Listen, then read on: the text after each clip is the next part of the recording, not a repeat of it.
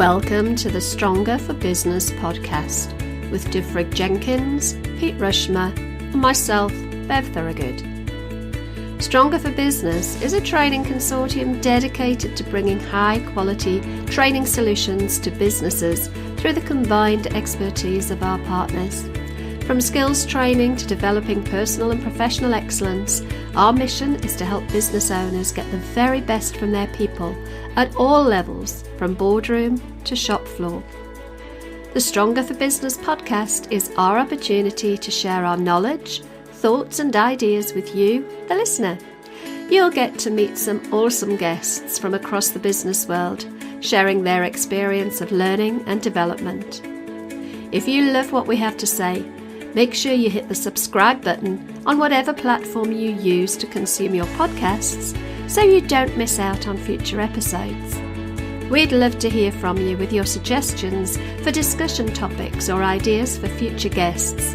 And if you really love what you hear, please do consider leaving us a 5-star review, as this helps to get the podcast out to a wider audience. Sit back and enjoy the Stronger for Business podcast.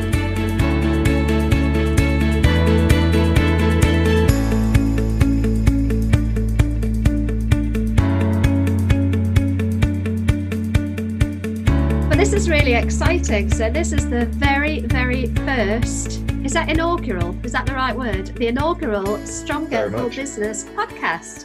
I'm Bev Thorogood and I'm the owner and founder of Floresco Training and Coaching. And I'm here with my two colleagues, 𝐥𝐻𝐿 and Peter Rushmer. And we are Stronger for Business, the training consortium. We've just come together. So this is a brand new venture, but I'm really excited about it. So the Stronger for Business podcast is about sharing our expertise with our listeners, and it's also about getting expertise in on the podcast so we can really all learn together, because learning is definitely our thing. So I'm going to start off, first of all, by inviting my colleagues to come and introduce themselves. So let's start. We'll do this alphabetically for fairness then. Let's go to 𝐿𝐿 first. Do you want to just tell people who you are, what you do, and who you are and what you do? Cool. Thanks, Bev. So my name is 𝐿𝐿. It's my usual introduction is, so that's a bit Welsh and most people can't get their head around that. So most people call me Dove because it's a lot easier. I've been in business for 4 years now. My own business is called 𝐻𝐻 Development, and it specializes in 2 areas. So first of all, executive coaching. So I help leaders make important decisions that benefit them and their organization too. And then the other half, if you like, is learning and development and organizational development. And that's for SMEs all the way through to large corporates as well. So focus activities locally, nationally, and I've done some work internationally as well. And obviously at the moment, there's quite a large focus on virtual learning as well. So my background is corporate learning and development and organizational development, mostly in the travel and financial services sectors. Fantastic. So executive coaching, organizational development. Thank you very much, Pete. Tell us a little bit about you. Thank you, Bev. I'm really excited to be part of Stronger for Business that moves forward. My name's Pete Rushmer and my business is Flagship Training.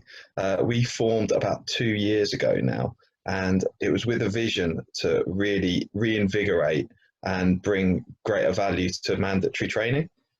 So we offer a whole suite of different training solutions for companies of various sizes and various disciplines too. So we do first aid training in the classroom, we do mental health in the workplace as well, which are all CPD accredited, fully approved courses. And then recently we've added a suite of online courses too. And they come in various categories from business skills through to health and safety as well. So we offer a range of different training solutions. They're all very engaging. We like to make sure that training is fun and learning is fun. And we tend to deal with, rather than sort of the executive level, more collar workers. I used to call blue collar workers. I do quite a lot in the transport sector. So I personally am also train truck drivers. We do driver CPC training, which is approved by the DVSA, and I also do transport consultation too. So that sort of draws on my background there, and I help transport operators with their compliance both remotely and virtually, but also in-house too. So that also complements our training business as well. Fantastic. So where Dev is more on the sort of the organisational and the C-suite level, you're more at the sort of the industrial sector and the more industrial levels. Would that be fair? Yeah, absolutely. The more spit and sawdust, the better. Brilliant. Well, I'm Bev Thorogood and I'm the owner of Foresco Training, as I've already said, and I'm completely different to these guys because I specialise in predominantly menopause awareness training, so very, very niche, but the offering is broader than that. So I also look at individual and team development, management skills, and one-to-one coaching as well. But unlike Devrig, it's not executive coaching. It's more about personal performance coaching, whether that's from a sort of mindset point of view or a health and well-being. I'm a trained nutritionist, I'm a trained personal trainer, I'm an NLP practitioner, so I bring all of that together in my coaching and into the training as well. So we're quite a diverse bunch, aren't we, really? Absolutely. Yeah, I think that's what's really exciting about us coming together and working and collaborating in this way, because it does demonstrate. Sometimes people think training, think leadership development, and actually they're so broad, it's so vast, and it's fantastic to have the opportunity for us to have those conversations. Mm-hmm. Fantastic. So let's have this is just an introductory podcast. This is going to be very much about, I was going to say me, but it's us. So it is really introducing us and also introducing Stronger for Business. So let's just tell the listeners a little bit about how we ended up coming together, because I have to say, 18 months ago, I didn't know either of you two. So how did we end up here? Shall I go first? Yeah. So we all met, we used to go to a business club together. And we've kind of like bumped into each other then and kind of got to know each other through that. But I think, Bev, I'd met you twice, maybe 3 times, kind of on and off over a period of a few months. And I don't think you'll mind me sharing this, but you've messaged me or you phoned me one day and you said, can I just run an idea by you? It's like, yeah. And you're like, oh, I don't know how it's going to work. I don't know what it is yet, but I've just got this thing in my mind. And he said, yeah, absolutely. So you said, shall I meet you in a pub car park one night? And we can talk about it. That sounds a bit shady. But that's kind of coming out now. Yeah, absolutely. Yeah. So that's kind of how it went. So it wasn't as sordid or as seedy as that, because literally we shared a lift down to the business club and we kind of banded the idea around then, and that was the initial things.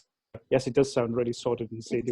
It does sound very seedy. Let me put this in context. That's for comic effect, and that's because that was my kind of introduction to it. Then, what about you, That's Pete? my experience. Yeah. So we. As Dave says, we met as part of the business club, and I felt we had a rapport straight away. I know initially I didn't really understand your service offering, Bev, and I'm not sure if you cast your mind back probably about 12 to 18 months, but I was sitting there until quite late after the business club meeting, having hit it off and have a real deep discussion around mental health, around generational differences, and that there was loads of really interesting stuff coming out of there. So that was fantastic. And then Diff as well. I've seen you run leadership development a couple of times now. Fantastic session on imposter syndrome as part of HR Connect, and that was absolutely fantastic as well. So I've sort of sat back and admired both of you for what you do and the skill sets that you have for the past 12 months. But obviously, I'm relatively new in business, and we realised that you can't be everything to all people. You really need to niche down and focus on where your skill set is, and serve the people better in the way that you do.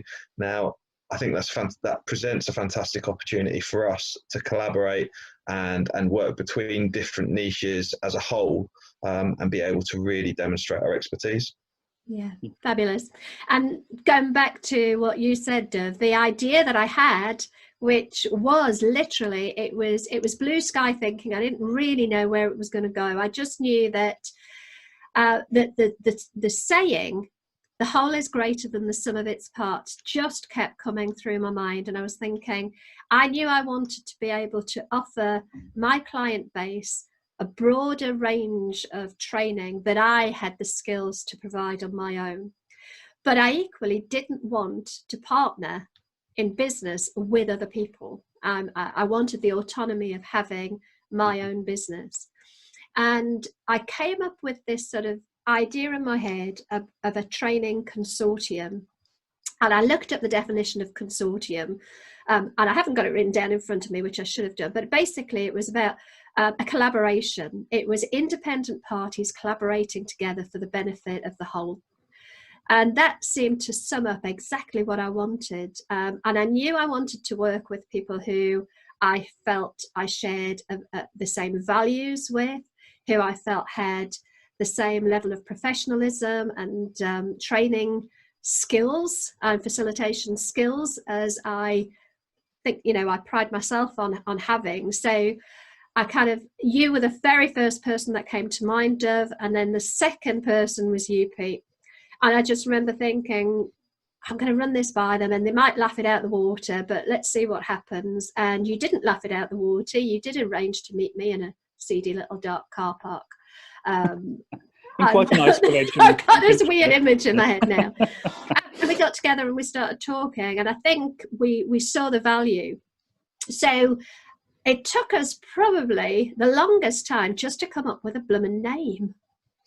To remember trying to brainstorm the name. So we came up with Stronger for Business, and Stronger for Business sums up exactly what I want the consortium to be, which is a training consortium that provides real value to the client base and adds strength. I'm a huge believer that there is strength in knowledge and strength in education and strength in learning. And Stronger for Business summed that all up for me. Absolutely, I completely agree. I was very excited when you rang me. Now that I know that I was second in command, I'm not sure how I feel about that. I'm sure I'll be able to get over it. Biff's very good at what he does. So, but what a fantastic opportunity for us to work with people that we know have got the same skills or the same level of skills that we've got. There are a lot of people out there who claim to train and claim to facilitate sessions, and sometimes the skill level can be lacking. Well, we can really provide that reassurance to potential clients because we're so confident in the skill sets that we each have and are able to build on. Mm-hmm. Absolutely. And some people, with the the collaboration piece, when you're working by yourself and for yourself, I found sometimes, and I know other people have as well, you can feel quite precious about what you do, and you don't want to let other people in because they could be poaching your business or treading on your turf or whatever it might be. And that has kind of crossed my mind a few times over the last 4-ish years. But what I realized through conversations with more enlightened people is it is better to collaborate, because going back to what Bev was saying earlier, we are greater than the sum of our parts. And whilst each of us have got different backgrounds, different life experiences, different work experiences, we all bring something different into the consortium, but it's very collaborative. But it really helps us provide a more rounded offer to each of our different customers and clients as well. So as an example, if I'm working with a client and I know, for example, that they don't have first aid provision, then I can go to Pete. That's not my area of expertise, but Pete would be my go-to person for that, as an example. So it's their own collaboration and not competing. And I think as small business owners, when we are joined up in our thinking and our values and our beliefs and professional standards, that's good for us, but it's also really, really helpful for our clients, especially those in medium and large size businesses, because they have less people to go and find the provision that they need, whether that's long-term or short-term. Absolutely. And we've been working in the background to sort of put our values together, I suppose, and come up with exactly what it is the consortium wants to provide and the way we want to provide it. So I think it's probably good to explain that we are 3 absolutely independent businesses. So Stronger for Business isn't a business. It's a collaboration of 3 separate and individual businesses. And we feel that we can refer confidently between the 3 of us because we understand exactly what the others do, and we trust their ability to deliver. And I think that's really important. There's an awful lot of networking groups out there that work on referrals, but sometimes it's difficult to feel confident referring somebody if you're not 100% certain of what they can deliver. Whereas with the consortium, I feel 100% certain that if somebody needed executive coaching or somebody needed mental health awareness, mental health training in the workplace, I know exactly the right person for them to go to, and I can refer. But we've agreed right from the start that there's not a referral program as such here. We're not getting paid for the referrals, so there's no conflict of interests at all. It's a genuine referral process, which for me it just sits so comfortably with my value set. I don't know about you guys. Yeah, absolutely. I think it's such a good opportunity that when you take time to work with a client and you build that strength and rapport and that relationship, to then be able for them to rely on you to also provide more of their needs, even though you're not being financially compensated for that. Longer term, it works so well for your personal business and for your personal brand, and that's at the heart of what it is that we're offering, isn't it? It's about saying we value our clients so much that we've got people that we can speak to come and serve them as at the same level that we do. There's not anything in it financially other than the ability to really strengthen our relationship and strengthen the position we have with our clients, where we can serve them even better. Absolutely. I think so. My background, it tends to be corporate. I've been a corporate animal, if you like, for the last 20 odd years, excluding the last 4 years. And big business tends to buy from big business, and big business tends to charge more for services, rightly or wrongly. And sometimes that's because larger providers, learning, training providers, whatever it might be, tend to be larger businesses with larger overheads and costs as well. So whilst we will not be cheap necessarily, financially, because we provide a quality product, we can be more agile, we can be more flexible, and sometimes quicker to come up with a solution and be financially competitive as well. So as an example, when I was head of learning and development, if I wanted a provider for something, I'd go to a preferred suppliers list. And if somebody wasn't on the preferred suppliers list, then I'd ask my network, so who do you know? And typically my network would refer large corporate businesses. And sometimes those solutions work really, really well. But sometimes you just want somebody local as well, or somebody that can find out for you through recommendation, because that's where most companies' work comes from, through trust. Through relationships and recommendations as well. So, to build on what Pete was saying, if I go into a business, or any of you guys go into a business, and just through conversation, as you start to build relationships, you go, oh, I wish we knew somebody who did this. Well, the three of us might not be able to supply that, but through our extended network, then we can support people as well, because it was a real eye-opener to me after living in the Peterborough area and South Lincolnshire area for nearly 20 years. I wasn't aware of SME businesses because I worked in a corporate. And then it just like you kind of step outside the corporate world and realizing how many really good people there are out there who are typically in small businesses themselves, real experts who are very, very flexible, very cost efficient as well, and very professional. It was a real eye opener to me. And it's easy to say, isn't it, in retrospect, I wish I knew then what I know now. But that's something in addition. There are suppliers on the doorstep who are willing to work locally and nationally. So such a great point there, Diff, that as small businesses and as small business owners, one of our biggest challenges isn't quality, and it isn't ability to serve, it isn't the agility and how dynamic we are in the way that we can serve people. Our biggest challenge is the obscurity, and that's a real challenge. And for me, certainly, the ability to serve people through the training consortium increases that visibility and actually prevents or reduces that level of obscurity for us as small business owners, where we can work together to serve bigger clients who are looking to the larger corporate training companies as a solution, because we've got that broader range of trusted offering that we can give to them. Yeah, I mean, that when you think about it, you know, the exponentially our network is much bigger than just the combined network of the three of us. You know, my network on its own is so big, but combined with you guys, it's exponentially much greater. So the reach is greater.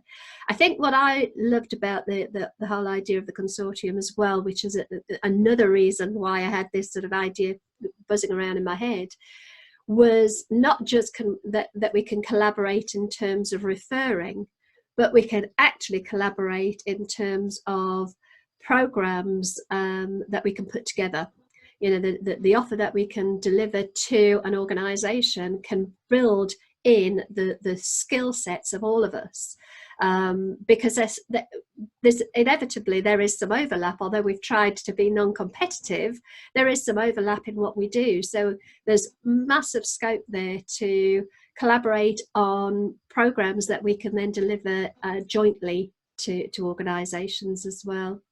So if we can move on, why on earth have we decided to start a Stronger for Business podcast? Why are we sat here? That's a good question. Joke. When we could be sat in a seedy car park, why are we here now? Yeah, we need to put that one to bed. I think so. When we had the conversation about it, is this kind of ties in with us launching what we're doing. Initially, to support a physical launch, but obviously we couldn't do that because of COVID. So the plan was for us to come together, meet up with our network and some and other people as well in a physical location and do a physical launch. Obviously, we can't do that, so we are relying on this just to get the name out there and get the awareness out there to inform and educate, I guess. So that's why we're doing the podcast. This is why we're doing this first podcast, especially, but there'll be a lot more to come too. Yeah, why do you want to do this? Why are we here? I mean, we're busy people. Despite COVID-19, we're busy people. So why would we want to take an hour a week to sit here and chat? Yeah, absolutely. I think I'm going to rename you Mystic Meg, actually, Bev, because this has been in the pipeline for sort of 6 months, hasn't it? We've been discussing this and putting it in the pipeline. And actually, what better timing for us to launch a podcast and to embrace the virtual technology in the way that we're embracing it. And I see podcasts having a real future. And I think that for us as a consortium, we can demonstrate the varied abilities that we have, but also draw on our really large joint networks to be able to bring some fantastic guests to speak, to share their knowledge, to share their experience with us. And obviously the opportunity for us to share our experience and expertise as well. I feel that we've got quite a dynamic relationship as well, where we actually draw the best out of each other, which is really fantastic when you can find that level with other people. So I really hope that people who listen into the podcast and subscribe and get involved and give us suggestions of what content they want to, that we can really provide a fantastic listening experience to people. Fab.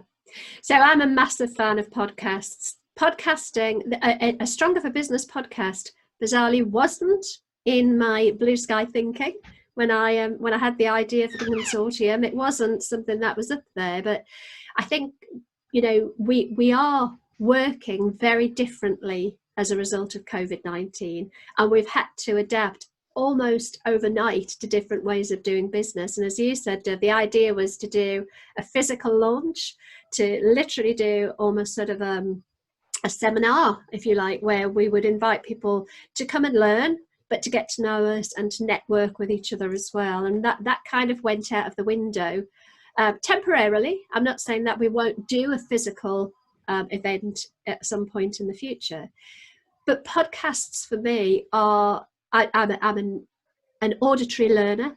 I love listening. I'm not a great reader. I much prefer to listen. I listen to audiobooks. I listen to lots of other podcasts. So as a medium for sharing ideas, as a medium for sharing different ways of thinking, for getting expertise out there and bringing in expertise, outside of our scope, a podcast is a fantastic medium. And I think, as you've said, Pete, I think podcasts are here to stay. I think they're gathering momentum, and more people are enjoying the whole podcasting experience, because it's so flexible. You can stick a podcast down in the car and you can be a part of that conversation. And there's various different ways you can deliver a podcast. And I've said to you two guys before, what I absolutely love from a podcast is that feeling of almost being given permission to eavesdrop on somebody else's conversation. And you're learning almost by stealth, and you're thinking differently because you're hearing other people's perspectives. So for me, the very ethos of the training consortium is that we want to educate, we want to change the way people think, the way people perceive things. That's what a good educator does. And the podcast to me is just another medium to get that message out there, and to do the stuff that we do every day in a different way. Plus, of course, I get the chance to chat to you guys once a week, which is a bonus. Obviously. Fantastic. And from the comfort of your own home and not in a car park, which is always good too. So this is going to be a theme throughout. I have to say the car park's only a 2-minute walk from my house, but it'd be a bit weird if I just sat out there by myself this afternoon. Okay. Put this in context, because this is really worrying me now, that this is my reputation on the line here. We were going to the business club, but if I remember rightly, my car had broken down, and it gets even seedier because I was in my husband's white van, wasn't I? Oh, not good. Are we editing that out? No, I think we need to keep the podcast authentic as well. I think that's what's really important. I think the big benefits for podcasts and for listeners is that it's leveraged so people can listen when they're exercising, they can listen in the car, etc., etc. But also, I think it meets with our values in that it's really authentic as well, and that people get to join the journey with us. They get to have the giggles and the laughs and the outtakes and whatever else that might come with it, because that's real. And actually that authenticity, certainly in training and learning and development, is so important as well, that we can make that human connection with people and develop their horizons as well. And I think a podcast is an absolute brilliant way to do that, and it's free to access as well. Absolutely. So the plan is to have the podcast, the Stronger for Business podcast. We're hoping to publish once a week on a Friday. That's the plan. So if you are listening and you're thinking, okay, so this is the number one, I don't want to miss any future ones, you can subscribe and make sure that you don't miss out on any future podcasts, even if it's just to see where we go with this, because what I love about the training world and life in general is you never quite know what's going to come.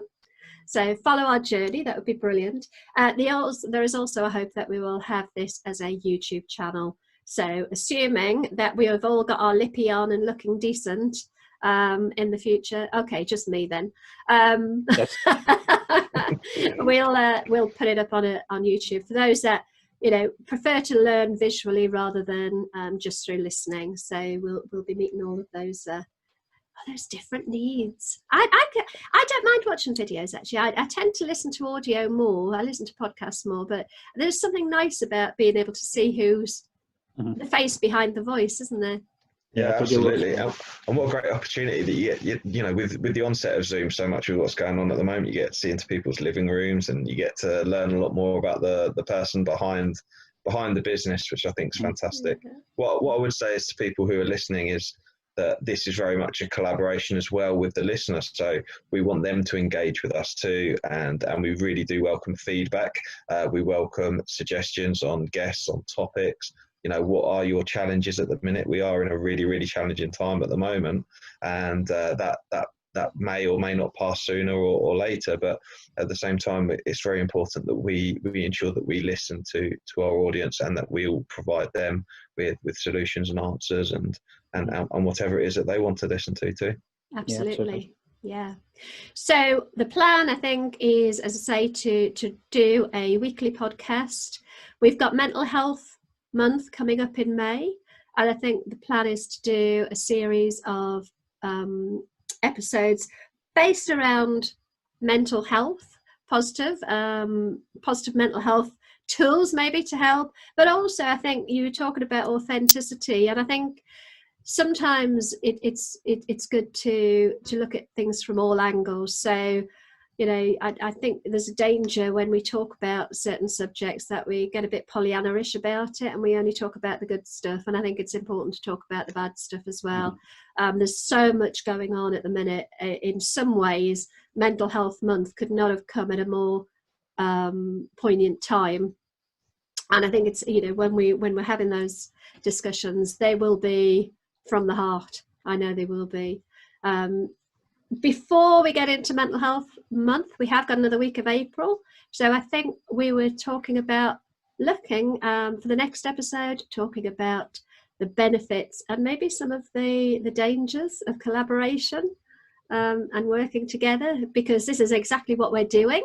But we have had some discussions already about potential pitfalls of working together. I think it might be good to discuss those on the next episode. Sounds like a plan.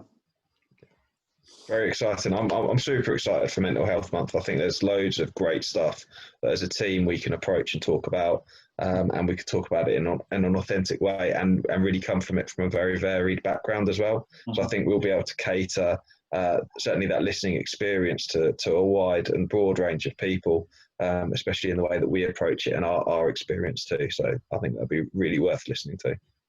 Fabulous. Well, I don't know about you guys, but I can feel a cup of tea coming on. So I think maybe, as this is the introduction, we'll wrap it up. The plan is to have no more than sort of 40 to 60 minute podcasts. Some might be a little bit shorter than that. Some might go to the hour, but I don't think most people want more than an hour of listening to us babble on. What do you reckon? I reckon you're probably right. I'm definitely looking forward to a strong coffee. Was it that bad, Pete? Guys. The effect that we have on each other. It has been a pleasure, and it is going to be an exciting time, I think, in the future. I can't wait to really get working together and making Stronger for Business something really special. It feels like it's going to be special already. Cool. Thanks, Bev. Cheers, Pete. Yeah. Talk to you again soon. Cheers, Bev. Take care.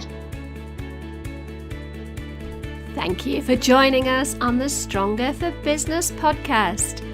Final thought before we go, in the words of Albert Einstein, education is not the learning of facts, but the training of the mind to think. Have a great week. Join us next Friday for our next episode of the Stronger for Business podcast.